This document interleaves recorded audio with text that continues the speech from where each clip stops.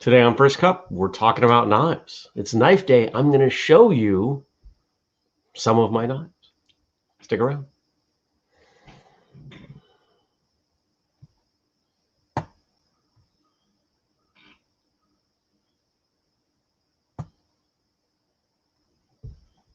I'm playing with banners. 3, 2, 1. Good morning, everybody, and welcome. Today is Tuesday. It is August 24th, 2021. My name is Jeremy. This is my first cup of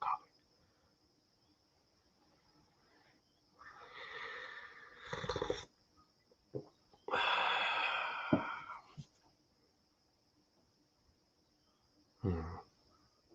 Yep. 4 flat tablespoons in the French press. That's where we needed it to be. Good morning, Jenny. Good morning, everyone. I hope you're well. I hope you had a good Monday. Hope you're looking forward to your Tuesday. We had a pretty good Monday.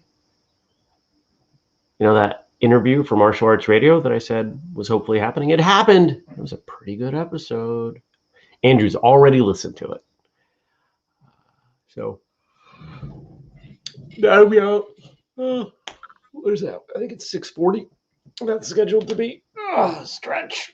I went to karate last night. Good morning, Tommy and Daniel and Dennis. Had a good time. Had a good time at class. Which, I mean, I shouldn't expect something other than that. But you know you're having a good class when it feels like it's over like that. And this one was. Some of these really old school drills I just miss. And I think I'm fortunate in that I've been around a while and I'm able to look back on these fundamentals and these drills in a way that a lot of people can't.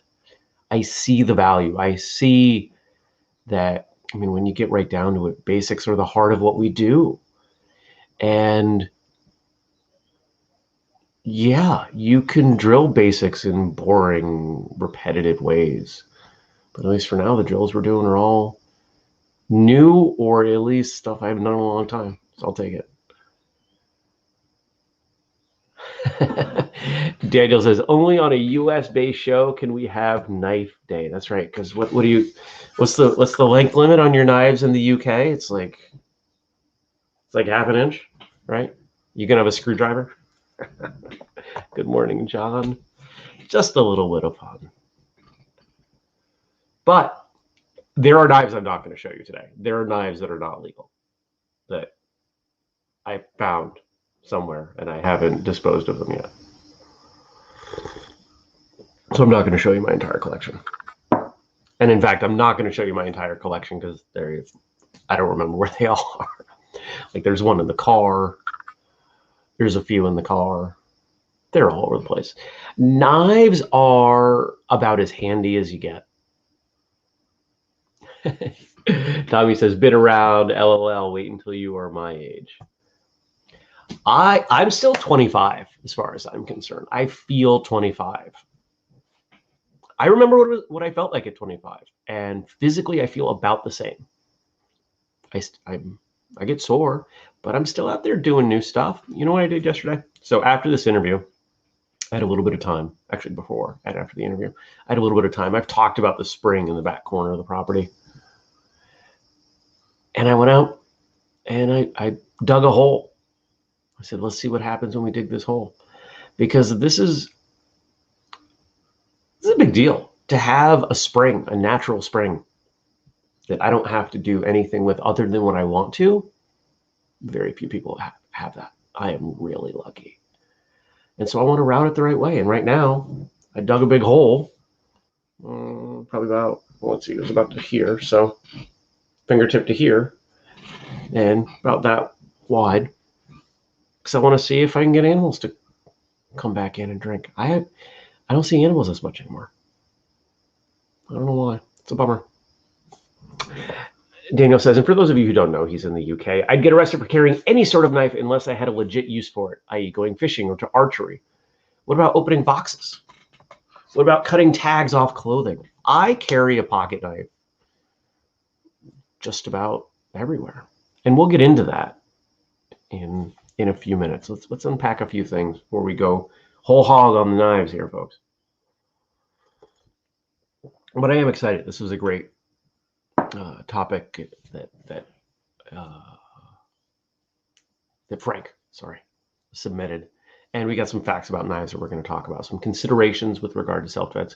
No box cutters. None of these are box. Actually, this one of them is kind of a box cutter. This one's similar to a box cutter, but it's not. Yeah.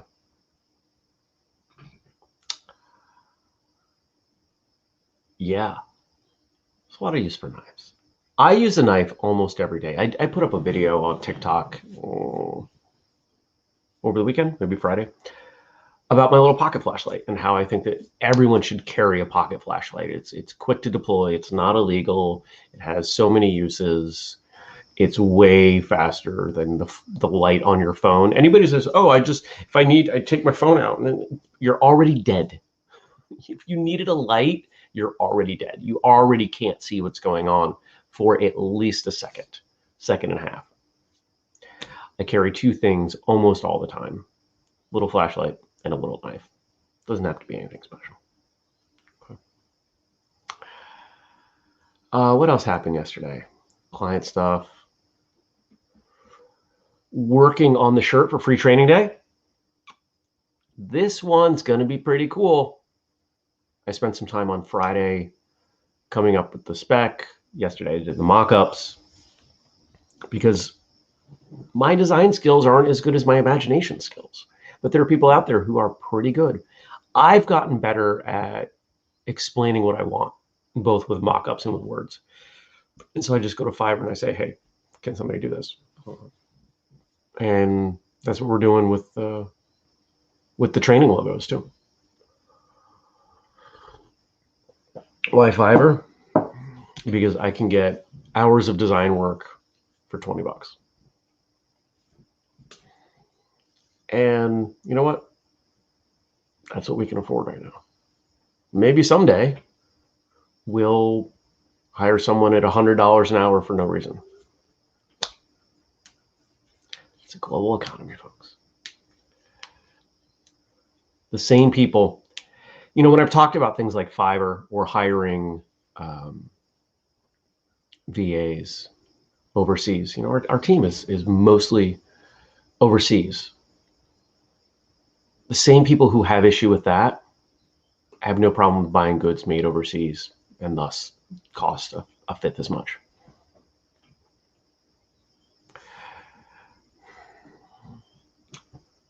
Yep. Chris says, imagine self-defense not to be considered a legit use. Yeah. One of the things that I'm going to avoid as we talk about knives today is politics. I don't want to talk about politics. I don't want to say, yay for being here or boo for being there. We're not going to talk about crime. We're not talking about any of that. Statistics, anyway. Because that's not the point. I like knives.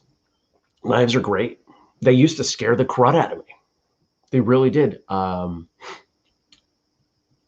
Back, I was 19. I worked in a kitchen in a restaurant in Maine. And I kept cutting myself. I really kept cutting myself. Not bad, but frequently. And the chef bought me a cutting glove, which was basically like a synthetic chainmail. It wasn't metal. It was some kind of really rugged fabric. And he said, I haven't had to buy a cutting glove for someone in a very long time. I was like, yeah, well, And I still cut myself from time to time. I cut myself last time. I was thinking about this yesterday. I cut myself on lettuce. I was cutting lettuce last year. And I just looked away. It was dumb. All dumb mistakes. You check out yesterday's episode with Chris Molinier. Came out good. We got some good comments on it. We get good comments on all of them. I hope you all appreciate these episodes. I think most of you do. And I'm recording 3 more today. We've got one at the 9. So for those of you who don't know, here's a little bit behind the scenes. We have 4 standard slots carved out every other Tuesday. 9, 11, 1, and 3. and they're 90-minute slots because we go roughly an hour of conversation. Sometimes we go a little long. There's nothing at the 11 o'clock slot, so that gives me roughly from 10:30 until 1 to do something else. I'm going to go to the gym. I haven't been to the gym and lifted weights in a while. Now, I was looking at myself in the mirror. You ever look at yourself in the mirror, coming out of the shower? I was looking at myself in the mirror and realized that I have not lifted that much this summer, but I've been out in the sun and I've been doing a lot of work around the outside of the house. Now, I'm going to share something with you I have not shared with anyone yet. And this is mostly because you guys can't talk back. I have a theory. Here's my theory. When do trees grow the most? In the summer. I think we do too. I think if we were to measure, and probably height, but maybe not just height, we grow more in the summer. I think there's something to the activity level, but I think it's also something to vitamin D, being outside, sunlight, all that good stuff. I haven't lifted as much this summer as I did over the winter. I was at the gym lifting 4, 5, 6 days a week. I've been averaging 2, and I'm bigger. There's something to that. I don't know how I'm going to research that, but get outside. So I'm going to go to the gym. I am sore. What do we do? This gym is obsessed with ab exercises. We did 30 push-ups, which I'm going to vent for a moment. And this is not about this school. This is about just about everyone on earth. 2 things. If you do your push-ups and your elbows flare out, you're asking for shoulder surgery. Fingers straight, slightly pointed. Keep your elbows in. 2, touch your damn chest to the floor. You don't retract your punches here. You pull them all the way back. I've done videos on how to do a correct push-up. If you have any of our training programs, you've probably seen that video. This idea, I don't know. It is the most abused movement I've seen.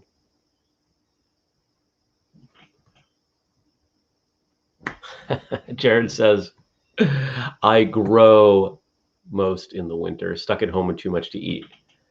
And you know what? I think that's what's supposed to happen. I think we are supposed to, well, if you think about in nature, right?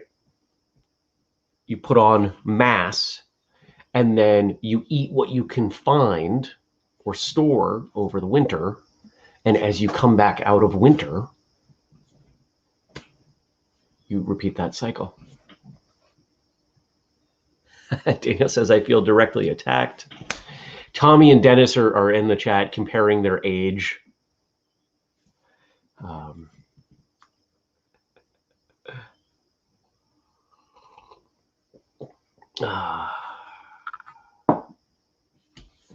Chris says, it's a pet peeve of mine. We're talking about push-ups. I took this out of my bag to make sure it dried, but figured I'd show you. It's my white belt.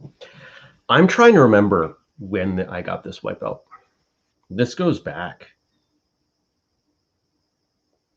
This may be the white belt that I put on when I started my second karate school, when I trained at Shotokan. It might have been this belt. That it looks that old. That would have been 2000, 99. I started that school in 99. Trained there for 2 years. Earned my brown belt. Moved away. Sad. Look at all you guys going. Good morning, Stacy. Never late. You're here. All right. Let's talk about knives. So Frank gave us some framework for this. And let's Let's go through it. Today is Knife Day. Are you thinking about carrying a knife for self-defense? Here are some points to consider from actdefense.net. First, can you carry legally? Knife laws can vary greatly from state to state, country to country, I'm adding that, and sometimes even from city to city within the same state. Some legal issues you need to consider are size, mechanism, location, intended use, and even aesthetics. I'm going to read all three of these, and then I'm going to show you my knives. Size. Legality of a knife is sometimes determined by blade length alone. Sometimes it's determined by overall length, butt of the handle to the tip of the blade. In some areas, that length is a set number like 3.5 inches. That's a pretty common restriction. In other areas, the blade can't be longer than the width of your palm. Find out the written law in your area. Mechanism. This is the one that most of us are probably familiar with as a restriction. In some areas, spring-assisted opening mechanisms are illegal. These are sometimes called switch blades. Maybe your area disallows fixed blade knives, but allows folding pocket knives. In terms of size and mechanism, almost anything is legal in Alabama, except a large Bowie knife. Somewhere, Crocodile Dundee is vowing to never visit Alabama. Let's get into it. I'm going to show you, we're going to start off, I'm going to show you my favorite knife to carry. This is a Kershaw Leek. If anybody knows knives, this is designed by Ken Onion. It's got a safety here. And, oh, I think I got to clean that. That did not open well. Nope, got to clean you. Okay. I like half serrated. They're versatile. I am unlikely to carry a knife. I'm unlikely to need a knife for self-defense, right? Just statistically. So I'm going to carry something that is versatile to me. That half serrated, sometimes I need that. Not often, but sometimes. Definitely use it more often than I have to use it on a person. What I like about this knife is it fits well in my hand. It's lightweight, and it doesn't look super intense, right? It's not like, where's one that's super intense? It's not like this one, where people look at it, they're like, why are you carrying that scary, angry thing? I'll show you that one in a minute. This is like a $35 knife. I think it also comes in black. This is my favorite. I thought I lost this one, and I had another one in my Amazon cart in seconds. I did find it, though. My favorite knife. Here's one that looks pretty similar, right? Brushed stainless. This is from Columbia River Knife and Tool. It's called a Pilar. I think that's called a sheep's foot blade. I like this one. It's fun. It's kind of heavy. I don't think this one would work as well in an altercation. What am I looking for when I think about carrying a knife? How quickly can I get it out of my pocket? Is it something that's going to be comfortable to carry? How quickly can I deploy it? And how well does it fit in my hand? See the difference in length on this? That's enough. This doesn't fit my hand really well. I really like the knife. It was a gift. And I do carry it from time to time, but this one fits perfectly. Do you carry knives? If you have a knife that you carry, well, I can't see it, can I? But you can tell me about it in the chat. But don't think all of my knives are super fancy.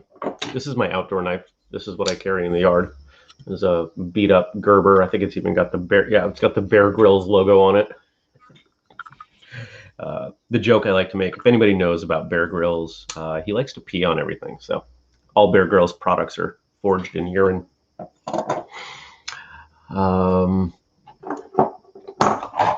This is a good example of a knife that I buy that I shouldn't, because I like knives.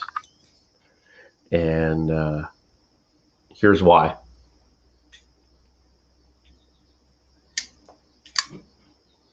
Do you hear that? It doesn't open well. I don't have confidence in this blade. It actually fits my hand quite well. But if I'm going to carry a knife from a self-defense perspective, I have to trust it. I don't trust that this lock mechanism isn't going to break on me. So I don't carry it. It's fun. I keep it sharp, but it's in my knife case. I don't think it's ever been in my pocket. Jared carries a Columbia River knife and tool, M16, spear point, and folding Hisatu. Are those the same thing? I should or not and. I don't know what you're talking about. Jared, you're not making sense. You need more coffee. The second, I have two from Columbia River. This one, and then let's go to something completely different. Some of you may not have even seen something like this. It's called a neck knife. And the idea is I can just quickly pull this out. And that's a really fast way to deploy a knife. It's great. Here's the problem. In order for it to be really fast to deploy, you have to wear it on the outside of your clothing. When are you doing that? The only time I do that is if I'm hiking. And usually not even then. If I have to run, which is more likely that you're going to need to do for purposes of self-defense, in all scenarios, run or pull a knife. Run. I don't want to do that. That's not going to be fun. This is a great knife.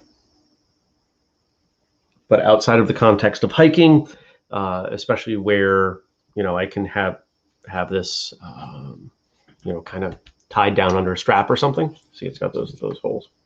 I'm not carrying this. Tommy says, I carry a knife pretty much daily, and I also have one in my tool bag, and way more than I like to admit around the house here and there.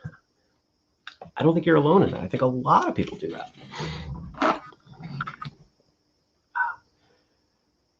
Jared's two knives are for different purposes. Yeah, certainly they would be. Here's an interesting one. If you're familiar with the company Cold Steel, I like Cold Steel. Then if you saw the video of me slicing a piñata at my birthday, that was a Cold Steel sword. This is, I think, the cheapest thing Cold Steel has ever made. It's called a kudu. It's modeled on if I remember correctly, a South African lock mechanism. See this key ring? You're like, why is there a key ring on the knife, Jeremy? Well, here's this really chintzy knife. It's sturdy, but pull that ring, and that's how it unlocks. I like this knife, but it's way too big to carry. Compare it to what I carry. It's huge. That doesn't fit in my pocket well, which violates the first rule of what I'm going to carry. It's got to fit. It's got to fit well. This isn't so much a knife as a multi-tool. A lot of people will carry a multi-tool, and they're like, "Oh, Jeremy, I can just, I've got my pliers, and I've got my snips, and I've got all these other things here." Oh, okay. Well, while you are extracting that from your pocket and locating the blade and folding it out and doing all of these things,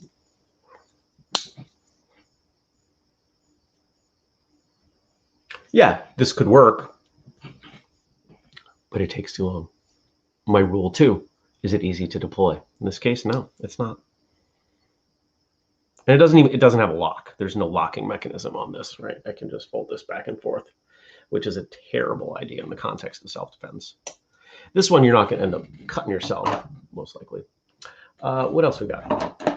Here's something. This is a training blade. There's actually no blade in here. So I'm going to show you this. This is a butterfly knife or a balisson. I periodically take these out and play with them. I take this one out and play with it. I am not very good with it. I don't see the point. It's intimidating. It looks great in movies.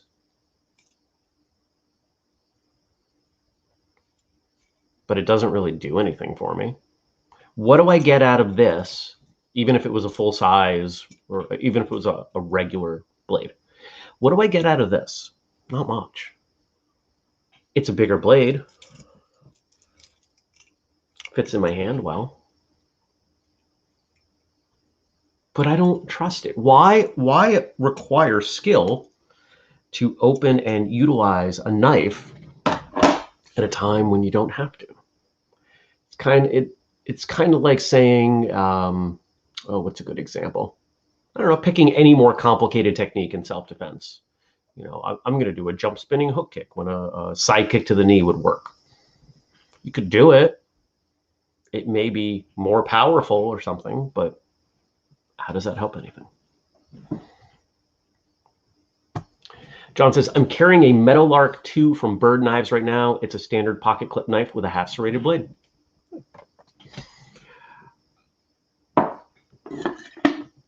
I think a lot of us fall into one of two camps when it comes to knives. We're either really in on knives and we know a lot about knives and we like knives and we buy knives, or a knife is something we don't think about caring about, or you know, it's at the bottom of a bag or bottom of a purse. And that's fine. But I think if you have the opportunity to learn, train with, carry a knife, I think you should.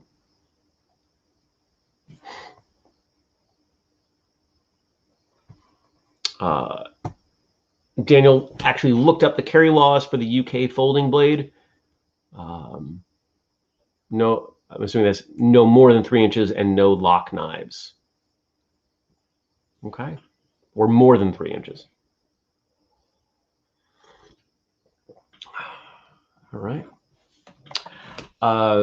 We mentioned box cutters earlier. This is essentially a box cutter, and I've been really contemplating this as a self-defense weapon. Why? It's always sharp. They're generally made for construction, for trades, so they've got a really durable lock. They're really cheap. You can swap out the blade in seconds. I don't know. I'm contemplating this because, I mean, really, you've got two ways you can use a knife. You can stab or you can cut.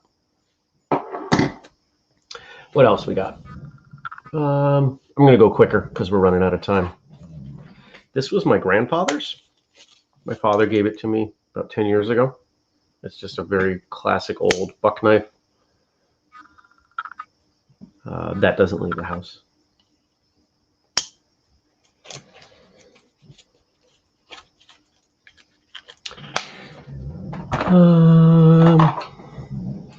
You can get something like this at any drugstore. You know, those are like $1. Leathermans are great for the glove box. I like the Balisong forms. Own a bunch. Don't carry them. Okay. And Daniel was correcting. Yeah, no more than 3 inches. This is no more than 3 inches. But you said no locks. So.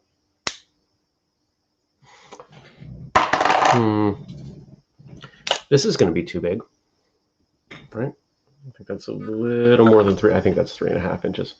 It's from a company called Mora. They're Swedish, somewhere in Scandinavia. Really good steel on these. They're cheap as heck. And here we'll end. Is there anything else I want to show you? No, we'll end with this. This is on the outside of my hiking pack. This is the. If I have to pull this off, something bad. Several bad things have already happened. This is my. The bear snuck up on me, and I'm losing my arm and my leg, and the other things that I carry, like pepper spray, aren't working or whatever. That's my, hey, maybe I won't die.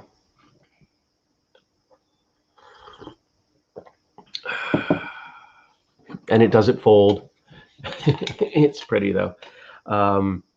Yeah, if you have the opportunity to pick up a knife from, I'm trying to get it to focus, from Mora, M-O-R-A, the steel on these is insane. And actually, this specific knife has quite a following. People will buy these knives for like $15 and just pull the handle and do like really intense custom work on them because the steel is so good. It's a carbon steel. It's not super durable, but it is super sharp. And that's an inside the house knife. Is this for fighting crocs? Yeah. Fortunately, we don't have those up here. I've been watching a lot of TikTok videos with alligators and crocodiles, and people are insane. And I just saw there was a video making the rounds of a woman who brought a small alligator to like a kid's birthday party as like part of an event and bit her hand like in front of everyone.